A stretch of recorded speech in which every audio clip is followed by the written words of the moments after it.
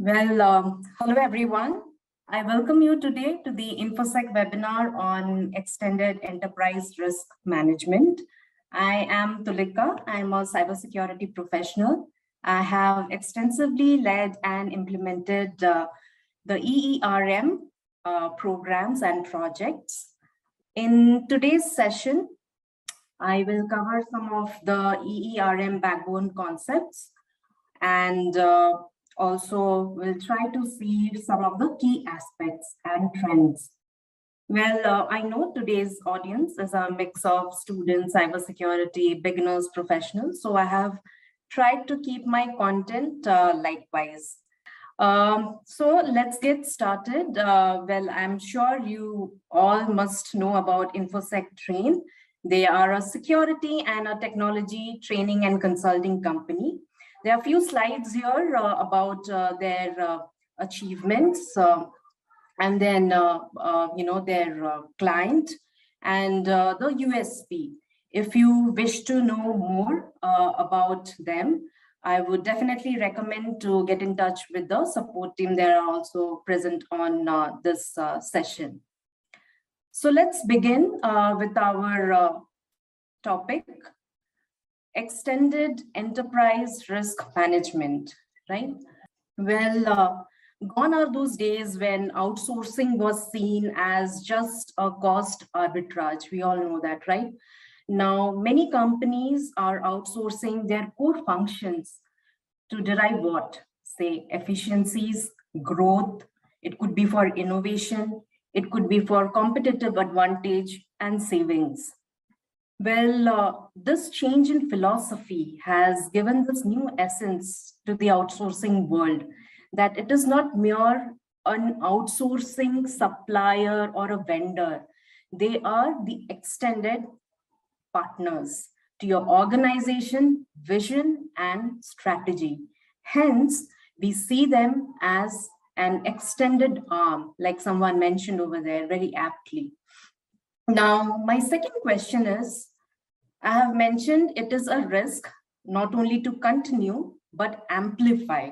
Past few years, the use of outsourced vendors has increased exponentially, right? That is one of the key reasons we see. Second could be there are new emergence of types of vendors. Now, there are a lot of cloud service providers, cloud resellers, brokers, right? The third could be the use of outsourced service providers has become increasingly pervasive, complex, and interconnected in nature. And hence, I strongly believe it is a risk not only to continue, but amplify. Now, let's see what is there in our agenda today. These are a few of the pointers that I wish to cover today. Let's begin with our first one. Is it a board concern? Yes, it is a board concern for sure. And I have listed, as per me, the top 3 reasons. There are many reasons, but I have just picked up for today's session, the top 3. So yes, the regulatory compliance requirements, right? Now, regulators are increasing the pressure on organization to better manage their supply chain risk. Now, there's this Big Four consulting company that surveyed about 170 firms, and out of them, 87 of the respondents, they mentioned that they have experienced an incident with their third-party supplier that disrupted their operations. And 11% have experienced a complete failure of their vendor relationship. Regulators, therefore, are obviously, they want to protect the interest of the stakeholders, their consumers, and they are coming up with various guidelines, mandates, frameworks, standards in order to better manage this risk. Now, I have highlighted few of these regulatory asks over here. So let's look at the first tag, and let me tell you, this is just the tip of an iceberg. There are a lot of other requirements also, but for today's session, I have picked up few, the most critical ones maybe. So AICPA, this is the American Institute of Certified Public Accountants. They have developed a trust service criteria for organizations to use this as a framework for demonstrating your CIA, your confidentiality, integrity, and availability of systems and data. EBA, they are the European Banking Authority. Now it is an independent EU that regulates or looks at how effective and consistent way the entire European banking sector operates. Now they have also published guidelines on outsourcing arrangements, and they have specific provisions for financial institutions to govern how they govern the outsourcing arrangements. GDPR, again, we all are aware, but in case you are giving your processes or you have sub-processors, then you have to ensure that not only you as a primary processor, but your sub-processor or third party is also complying to the GDPR requirements. The next set, CMMC version 2.0. Now, CMMC is a US federal government certification body. They have come up with this version 2, which streamlines your various certification levels, and they have made a major adjustment to the third-party assessments responsibilities. Now, FCA, it is the Financial Conduct Authority that regulates financial firms in the United Kingdom. Now, they also have come up with guidance for firms outsourcing to the cloud or IT third-party service providers. SGMAS, this is the Monetary Authority of Singapore. They are responsible for formulating Singapore monetary policy for the financial system within Singapore. So if you as an organization are operating out of that region, so not only you, your suppliers also have to comply by it. Now let's look at this, the other set. CCPA, very similar to your GDPR again, the California Consumer Privacy Act. It regulates your business collection and sale of consumer data. Now, organizations should therefore ensure that the third parties that are handling these, the consumer information are also abiding by CCPA. FFIEC, this is an important one. It applies to a lot of investment banking industries and a lot of banking industries also. Well, it offers a set of handbooks or booklets to the examiners like me or any auditor of financial institution IT practices. Now, this IT booklet requires the need to strengthen the resilience of outsourced technology services, and it includes a specific section on the oversight of third-party service providers. Now, PCI cases, again, a very common one. I'm sure you would have heard of it. But if your organization is outsourcing, say, the payment operations or the management of systems that are involved in transmitting or housing or protecting your cardholders' data, then they also have to abide by it. Now, the last set, CTSCA, the California Transparency in Supply Chains Act. It is a law enacted in the year 2012 that requires companies to disclose that the goods that they have produced does not involve any forced labor. HIPAA, we have heard of it too quite often. It applies to healthcare providers, your healthcare clearinghouses, or whichever company that deals with the PHI information. Now, similar to GDPR, CCPA, if you have any sub-processors who are handling this PHI as your supplier, then they have to abide by this. The last one, OCC, well, this is the Office of Controller of Currency. They are from the Department of Treasury. that charters, regulates, and supervises all banks in US. Now, they have also provided guidance to examiners on what to look on a bank's third-party risk management program, right? So just look at the kind of requirements that are laid out there for the organizations to safeguard through your extended enterprise, right? And hence, I say it as one of the top reasons why it is a board concern. Now let's move on to the second reason why I say it is a board concern. And quite bang on target there. It is a vast supply chain universe. And let me explain it to you via this bubble chart that I found on internet. Now, say you are from an investment banking or management industry, and you are an investment manager. There could be various departments, there could be various functions you would be interacting with, right? Some of them could be your in-house, some of them could be outsourced, right? So let's see what could be the first set.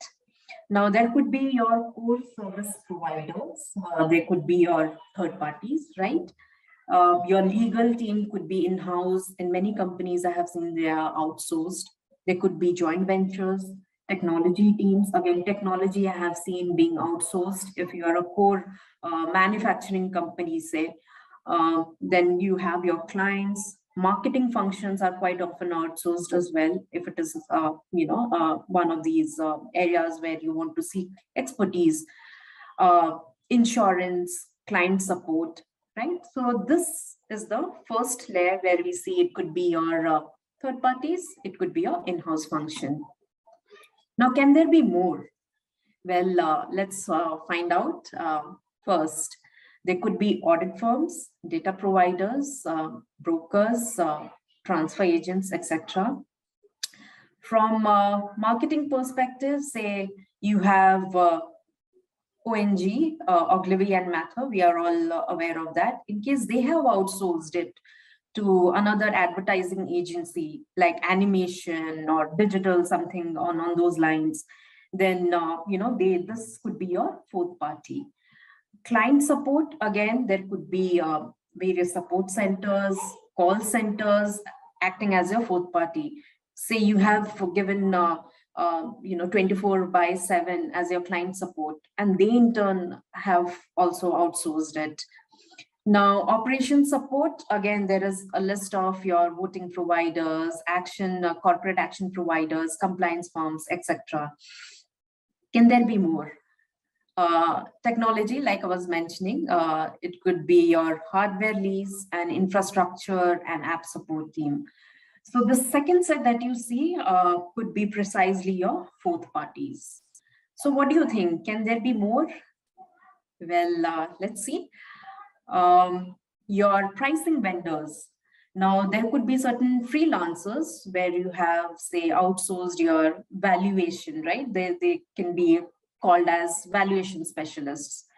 Now, your infrastructure and app support it could be licensed and hosted vendor solutions. That could be, again, your fifth party. So I hope that's the end of it. Is it?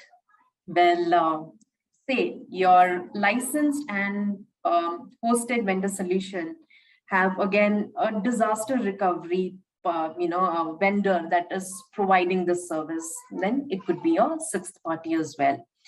So this is the universe that we are talking about.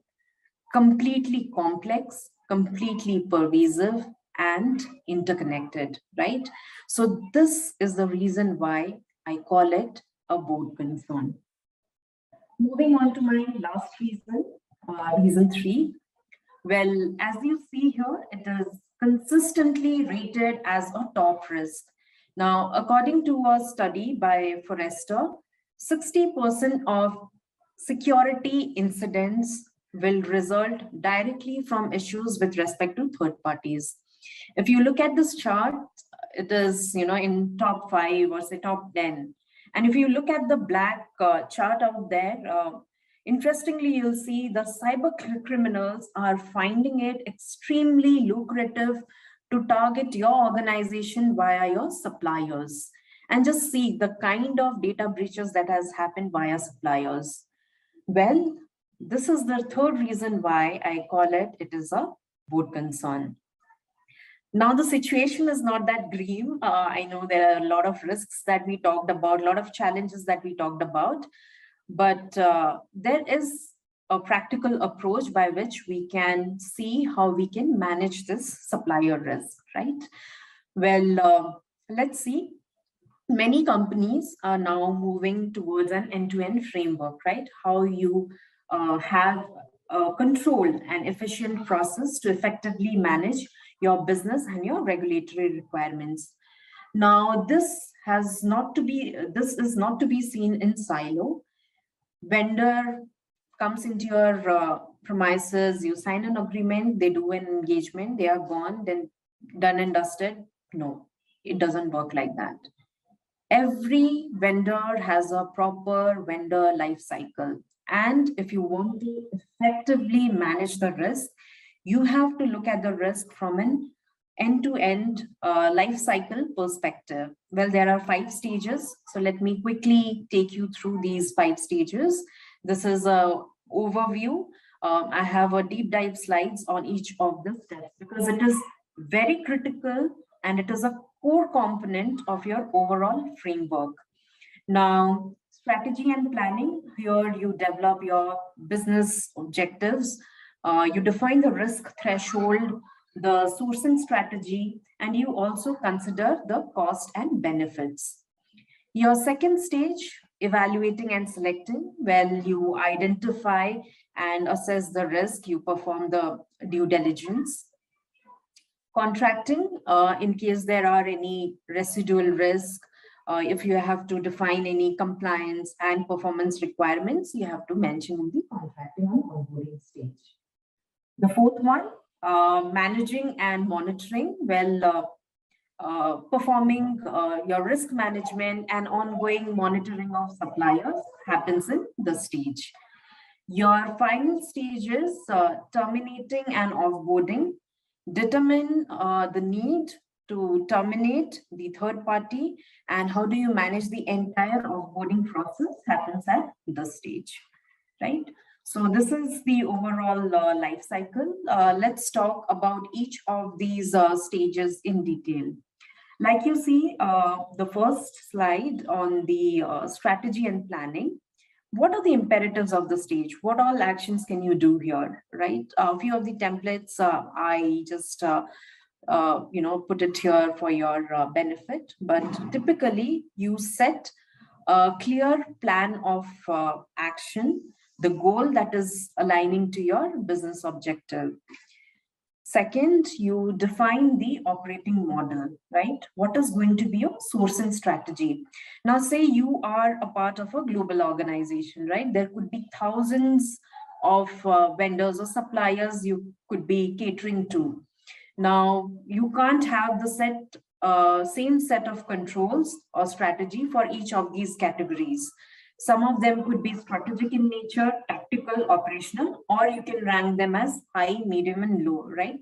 Basis the vendor attributes or profiling that you have done. Well, basis that, you can define your procurement process for each.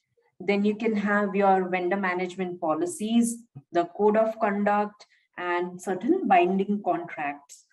Now, you also create a lot of templates at this stage. Your templates could be your typical RFPs, your SLA agreements, your vendor inventory data templates, etc.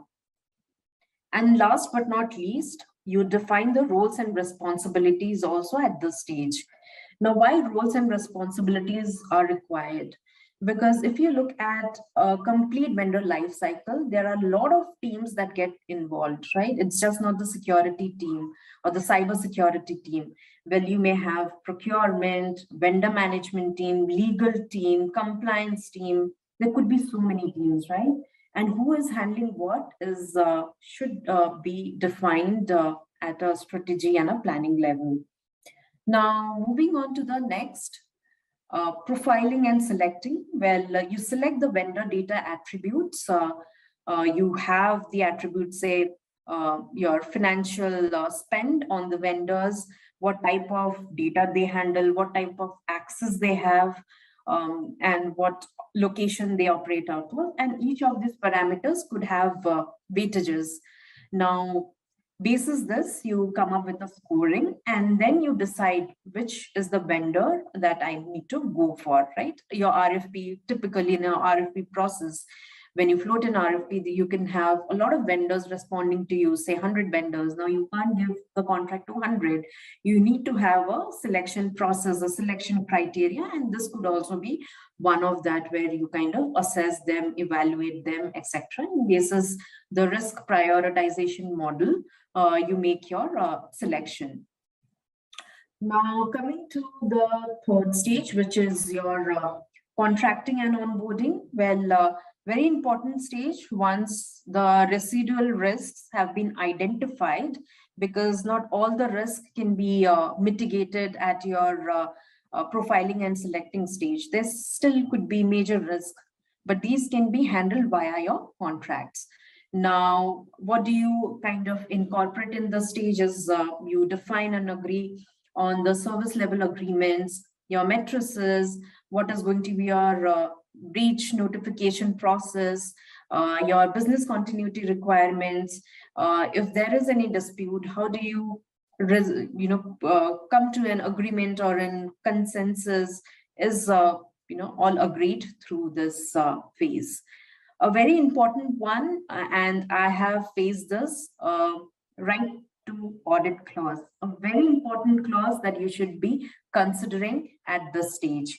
And trust me, there are suppliers who can say and who can disagree if this clause is not present in your contract. And if it is a cloud service provider, this stage becomes all the more critical for you to heavily focused on, right? Now, let us see in terms of approvals, what kind of approvals we require here. It's just not one team or one person approval. There are always multiple approvals necessary at this stage. So it could be your project for sponsorer, it could be SME approval, then a risk management professional can give that risk assessments have been completed. Legal team can provide their approval that the process contract adequately caters to all the protection that are necessary. And then there could be a final leadership approval. Then once the contract is signed, it is very important to retain this copy in a vendor database. Now, many of the cases, it is seen in my experience that the contracts have gone missing. Because the physical way of filing it, or if you do not maintain your vendor management or database in a proper way.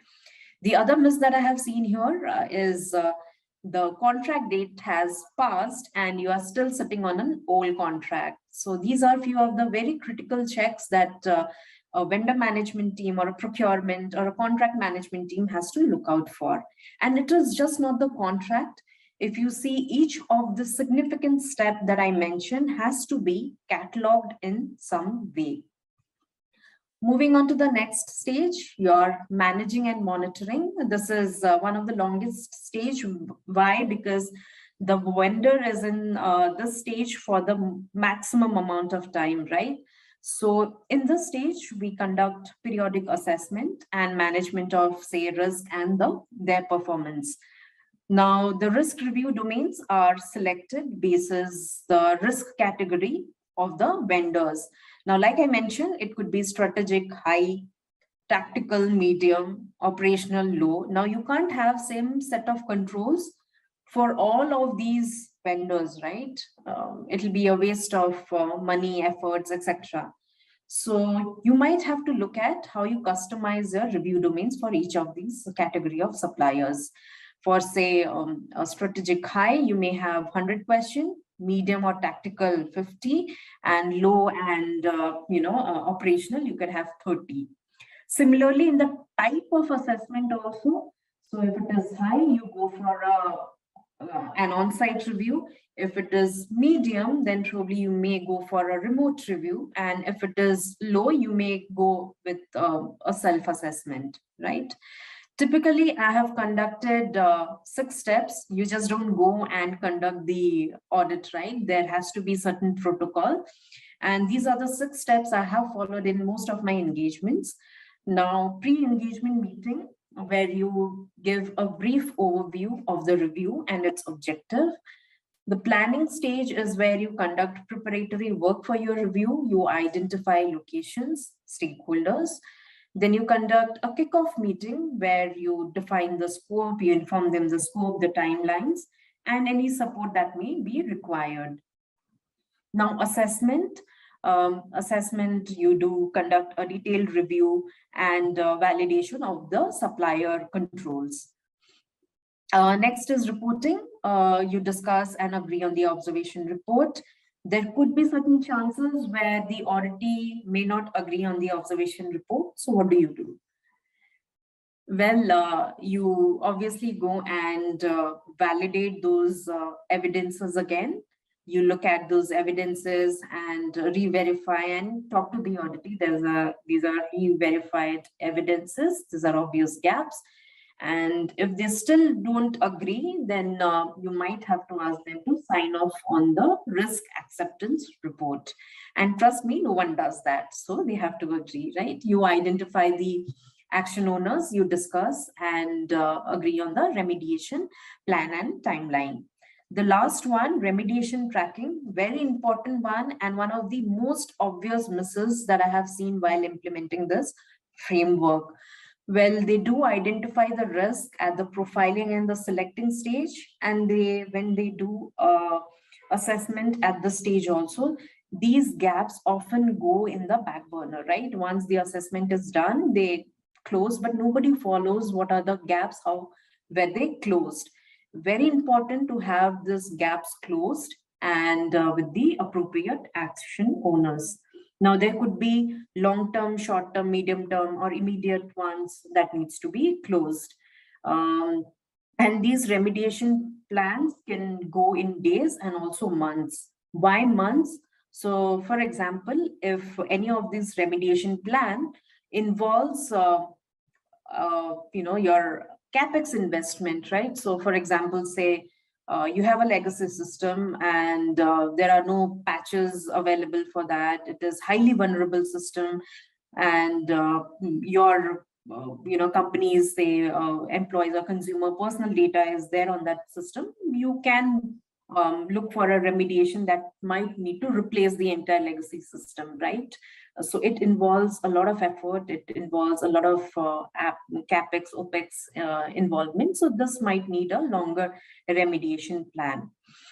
Now, the next one stage is your terminating and offboarding. Again, this is a kind of phase often neglected by the companies. They don't give enough attention to this because most of the attention goes to the first 4 stages that I walked you through. Well, in offboarding, it is very important that your vendor has been removed from all necessary accesses. Could be your physical, your application, and your IT systems, etc. Also, make sure that your supplier destroys all your data in its possession. Very, very important point. And it is all the more important when you are dealing with a cloud service provider, right? You have to prepare a thorough checklist as to how you are going to deal with the terminating or offboarding process. Now, this was the end-to-end life cycle of a supplier or your extended enterprise, right? Now, and it is a core component of your framework. I'll take you to the framework and I'll show you where it lies.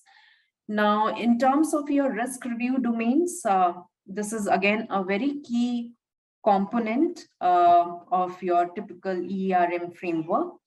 Well, many companies, as per their risk appetite, their applicability, the sector that they operate, they can customize this risk review areas. But this is one of the most common one which I have used to assess my suppliers, right? Now, first coming to your financial solvency. Well, here we check for the financial stability. There are various subscription-based or paid financial health data that are available for companies in order to gauge your supplier health status. And one of such databases is your Dun& Bradstreet, your BitSight reports that are typically used by a procurement, right? Legal, well, here, like I mentioned, the residual risks are analyzed and addressed via contract. Your legal teams are actively involved in chalking out your terms and conditions, your licensing requirements, and in case there are any region-specific clauses, then they are all taken and should be, addressed in this phase. All these checks have to be done in the legal domain or risk review domain. Now, reputation, like we all know, it is a very critical component. It can build your business, it can tarnish your business. And similar to KYC, we also have KYBP, which is your Know Your Business Partner. Now, this is a compulsory document that the suppliers have to submit, or you have to in-house, you also fill in those details and you have to keep it in your vendor database. Now, apart from this, you have to look at the location of the service delivery, if it is, if there are any specific expectations. Now, if your owners and partners are politically exposed, if your vendor interacts with government officials, are there any negative news on the supplier, are all checked as part of this review domain. And one trend that we are seeing gaining momentum is your dark web monitoring. Now, this is also one of the areas where highly risk-averse companies are also looking at in order to monitor their status on the suppliers. The next one is your cyber. Well, in this domain can be carried out at multiple stages during a profiling, selecting, or during your monitoring phase also, like we saw. Typically, a SOC report is sought, SOC 2 type 2 preferably. But in case it is a highly risk-averse company, you can go for your own independent assessment method. But make sure that right to audit clause is mentioned in your contract. Now, operations. Now, here, all performance-related checks are conducted. You typically have your QBR, HBR, your quarterly business review or your half-yearly business review, where you look at the performances, your adherence to SLAs or OLS, your stakeholder or customer score, your flexibility index or your partnership index. All of these checks are done at this stage.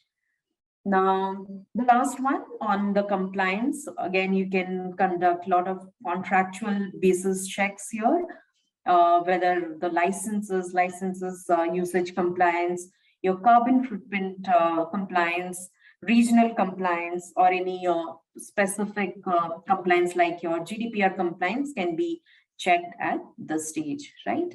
Now, like I mentioned, we saw the vendor life cycle. We also saw the risk review domains. These are all critical components of your framework.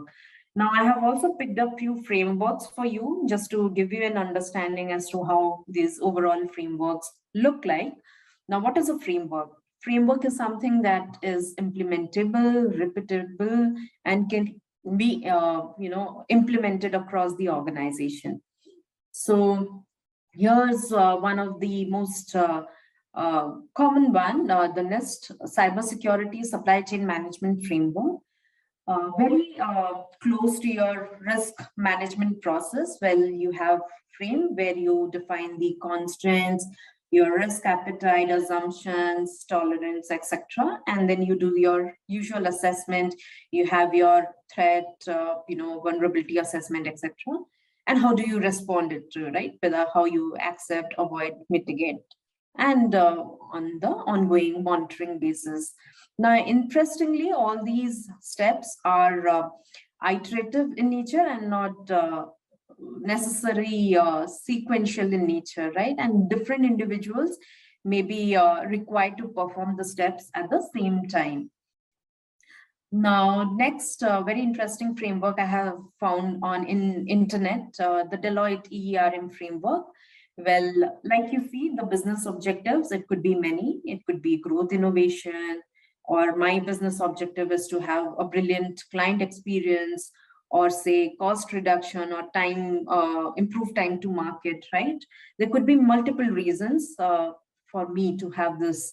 And then you see the risk domains that we are talking about. We covered most of them, but there could be geopolitical risk, your credit risk, or could be your strategic risk as well. Now, what kind of geopolitical it could be? Say your suppliers are from EU, the war-torn area of Ukraine. Then you might look at alternate supplier. And trust me, if you look at the supplier around the world, fertilizer companies got badly impacted because of this war. They were highly dependent on Ukraine as their major supplier. So you might want to diverse this kind of risks, right?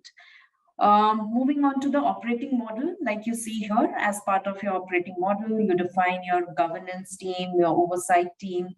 What is the risk culture that you want to inculcate? What are the the policies and standards you might want to define here?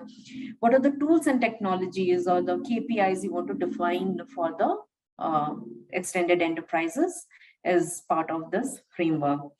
And the foundation step, if you see here, the entire vendor life cycle is mapped here, right? Because it is applicable throughout the vendor life cycle. Now, another one here, again from a consulting company, the EY TPRM framework, very similar to what we have seen for the other frameworks also.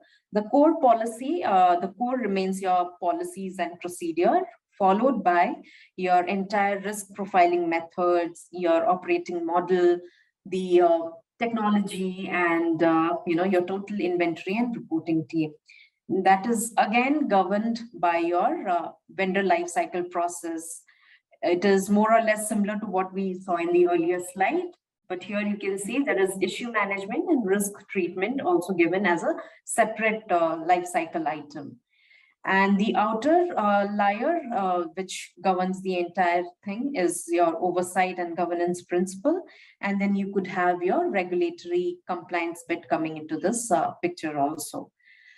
Now, the other framework, your COBIT framework, well, COBIT control objective for information and related technologies. It was created by Osaka. Now, this is again an integrated framework which talks about identifying and categorizing your supplier risk, identifying and mitigating your supplier risk. How do you monitor them and how do you measure the supplier performance? So again, this is also widely used in many of the organizations. This is the last one in terms of, this is not a framework, but this is a standard, a dedicated standard on supplier relationship. It provides an overview and concepts associated with information security in supplier relationship. Now, this document specifies fundamental information security requirements for supplier and acquirer relationship. Now, this document again is applicable to all kinds of organization, regardless of their size and their nature. Now, I have just one more slide and I'll open the floor for questions, but this is an important one. This talks about the various trends that we see. Well, many of these trends are repetitive from the previous year, and I see a tendency to continue in future. But then, probably this is a section we'll have to watch out for, especially for the artificial intelligence area. But it is not featuring in today's slide, but we'll cover it in some form. So if you look at the increased focus on cybersecurity, we looked at the various risk review domains. Out of that, you saw cybersecurity, right? This is going to be one of the key focus for this year. And as per the Identity Theft Research Center, data breaches have increased by 17%. And with cyber attacks targeting vendors and suppliers, third-party risk incidents will have to increase, right? The loss ratio in this cyber domain again has seen a significant increase because of the ransomware attacks, right?